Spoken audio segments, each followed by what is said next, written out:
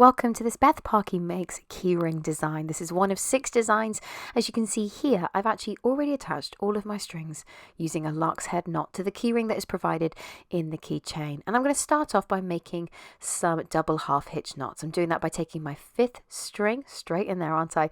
Wrapping the thread over, coming up from behind, over and through the gap. You can see that smoothly happening. I'm doing that's one double half hitch knot. Then using string 3, I'm doing a second double half hitch knot. That's string 2 to make a third, and then finally using string 1 to make 4 double half hitch knots at an angle going from the center out to the side. I'm then going to repeat,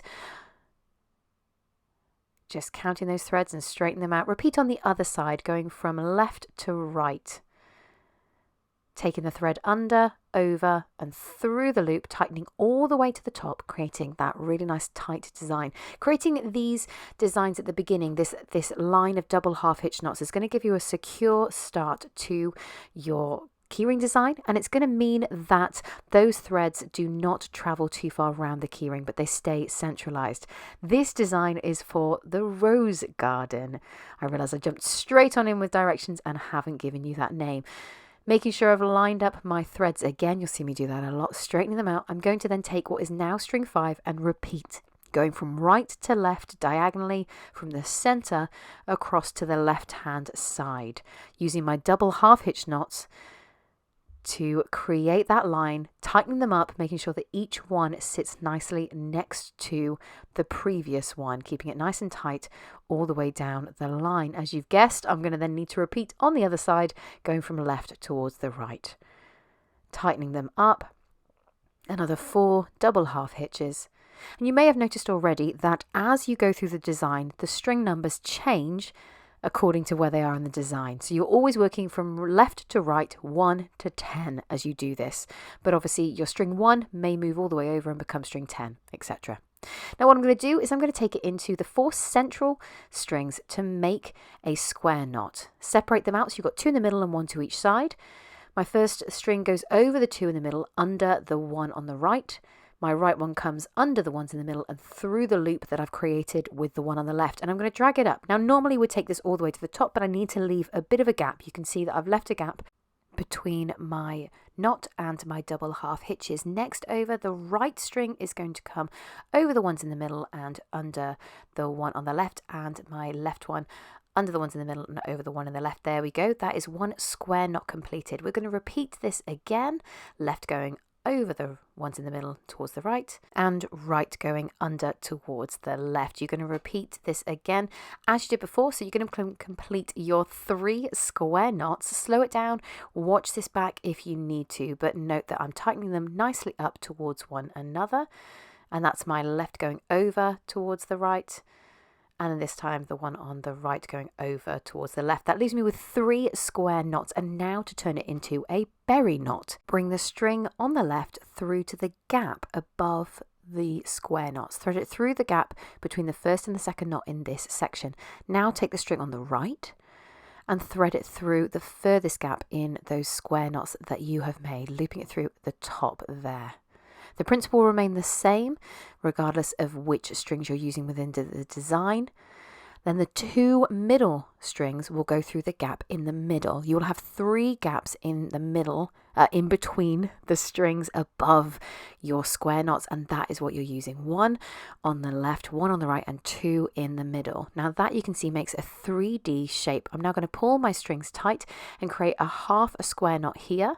So I'm going to bring a string over from the left, over the 2 in the middle, under the 1 on the right, and then tighten that all the way up. You could turn that into a full square knot if you wanted to really secure it, but 1 half square knot there will do it. Notice now what I'm doing is I'm going to wrap my strings all the way around. I do a little bit of a twist. I've gathered them all together, twisting them gently together, and then I'm threading them through. Now I've taken these around anti-clockwise and then threaded through from the back through to the front. I then hold my berry knot and tighten up the strings, pulling on each individual string just to make sure it's nice and tight, and have a good old play with it. Depending on how you let them lie, exactly where those strings are, where you tighten them up and how you ruffle them will depend on how much of a rose it looks like. You can see I really went to town with playing with those threads and getting them, but you've just turned a berry knot into a rose knot. This design is called Rose Garden because we're going to do multiple roses. Yes, we are. So next up, you need to just straighten out your strings and get the first 4 strings, 1 to 4. You can have 2 in the middle. I've also sorted the ones out on the right hand side as well, but I'm going to work on the left first. I'm going to create my square knots, 3 square knots. And again, I've left a gap at the top of the design, which is going to give me the space to thread my strings through to turn it into a berry knot. That is 1 square knot there. Tighten it up. Once the first one's in place, it's a lot easier to tighten up the subsequent knots.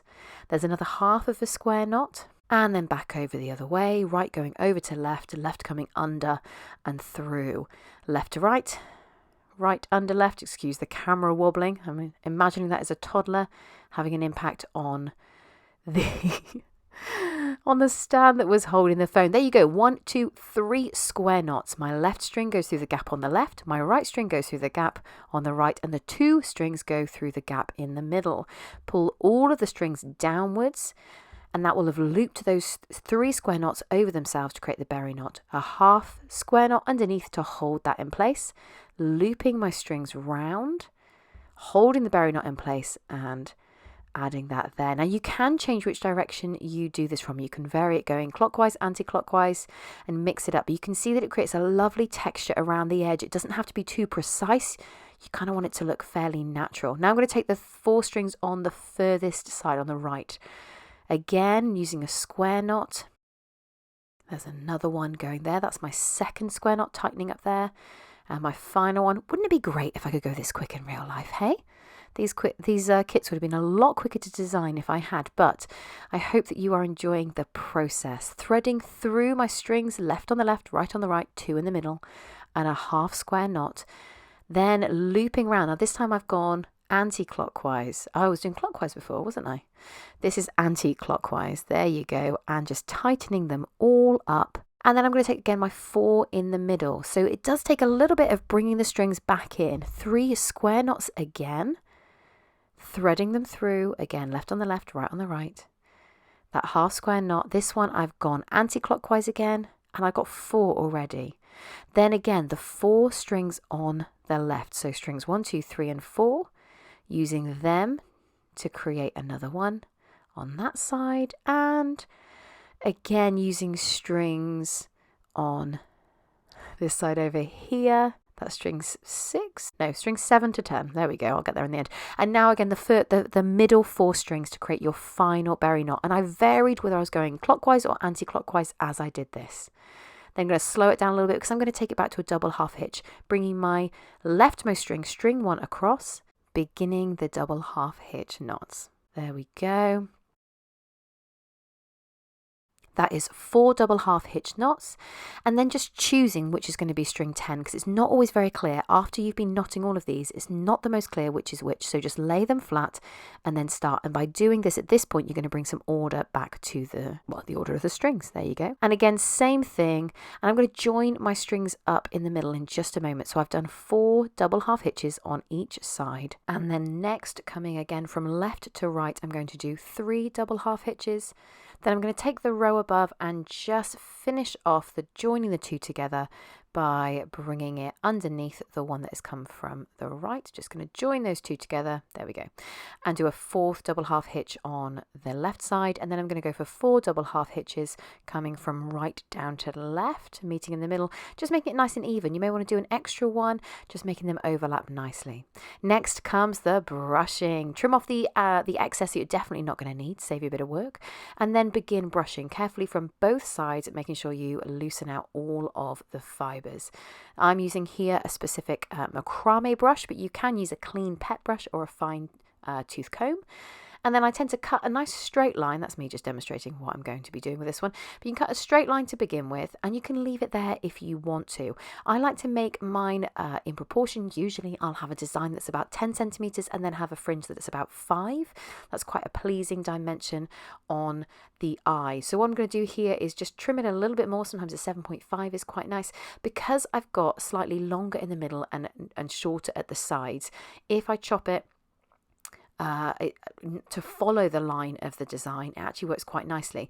Note here, I do not cut this evenly, and this is exactly why you should always trim longer than you think. You can always take more off, but you cannot put it back on. So trim a little bit longer and get some nice sharp scissors and just trim until you are happy with the design. You can make it more of a sharp angle. You could leave it as a straight angle. And there you have it. I hope you enjoyed making your Rose Garden design keyring with me. Head to my Instagram to buy this and my other kits.